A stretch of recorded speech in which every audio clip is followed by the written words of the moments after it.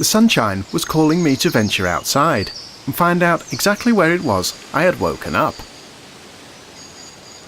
Eventually, I found myself in a village, unlike any I had ever seen before.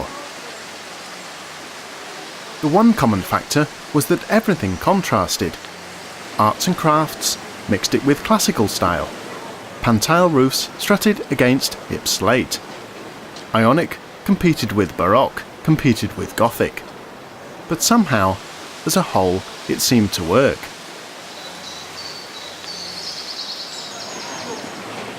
I found myself swept along by a stream of people. As we walked, an elderly gentleman started chatting to me about the many years he had spent in the village. Suddenly, he passed me an old map and whispered that I might find it useful if I wanted to escape.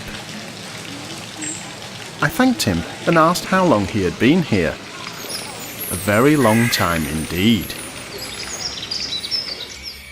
He told me he felt like a prisoner, convinced that psychedelic mind tricks were being played on him. He explained a strange numerical system for identifying village residents, how residents were made to conform, and detailed the weird and wonderful techniques of law enforcement used on those that didn't do as they were told. I turned to him to say that I didn't feel anything like that could happen here, but he had disappeared.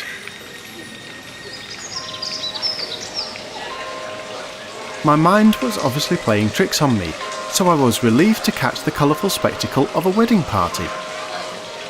Everything appeared normal, and the bright sunny day enhanced the party atmosphere in the beautiful village. The old prisoner must have been a figment of my imagination, yet I had the peculiar sensation I was being watched. I drifted through the gardens to the attractive main street. Everything was here, a selection of cafes, restaurants and shops, even a town hall. No cars though, not surprising considering the state of the one and only petrol pump, so no escaping by car.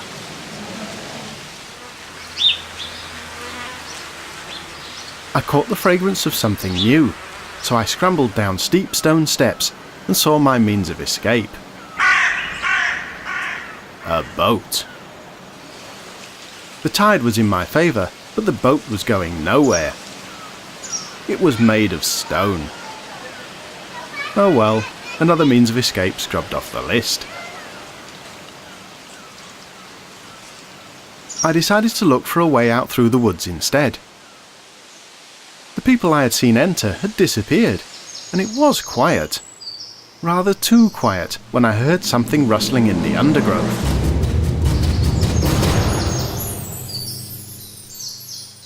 After the shock of meeting the large black dog, I discovered the reason for the peacefulness. He was standing guard over his beloved friends. I decided to leave him to it and headed further into the woods.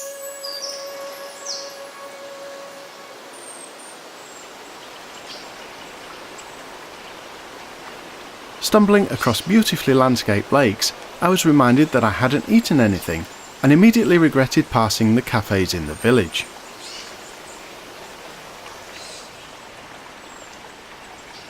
It seemed other people had also spotted my lunch, so I tiptoed past the native pond wildlife and moved on.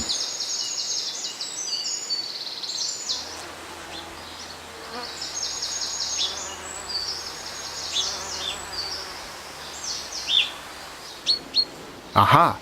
Here's food, but it looks a little tricky to get at. Uh-oh, trouble.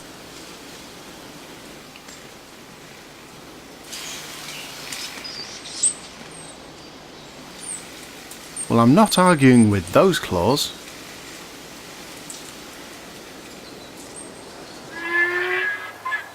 I heard a train whistle, and my chance to escape the village began to emerge from the trees.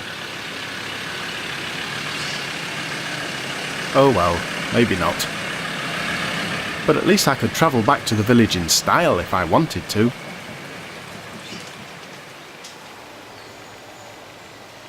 Instead, I explored a well-maintained network of paths, until a squat but elegant lighthouse announced my arrival at the coastline, and I wound my way down to a picturesque estuary.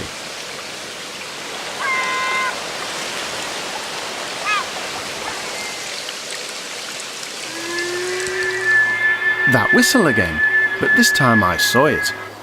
A strange little train thundering across the seawall. So strange, it must surely be another figment of my imagination.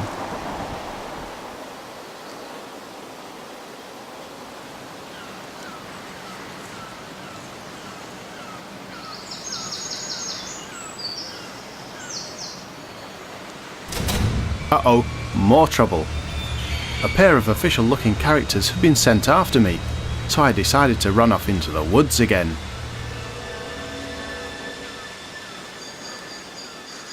I explored delightful woodland paths, reflecting on the hordes of people that had walked through here and simply vanished. I wondered what had happened to them. Maybe they were a figment of my imagination as well.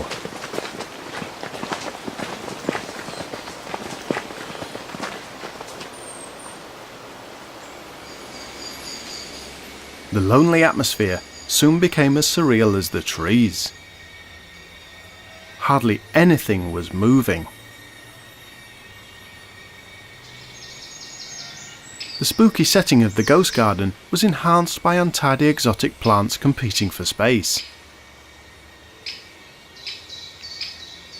Almost obscured by unrestrained foliage, a derelict cottage seemed the ideal place for consulting the old prisoner's map undisturbed. According to his map, the village was surrounded on all sides by mountains. And the sea. It's no wonder he couldn't find a way out. Mind you, everything was catered for. Recreation, work, and accommodation, if one was planning to spend a very long time here.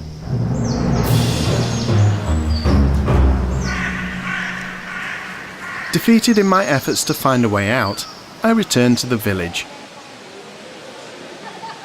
It really wasn't a bad place to be after all. Friendly people, stunning architecture, alluring woodlands, and a charming coastal location all combined to create a setting in which I would be happy to spend a lot of time. So I decided to stay. And maybe I'll look for a way out tomorrow.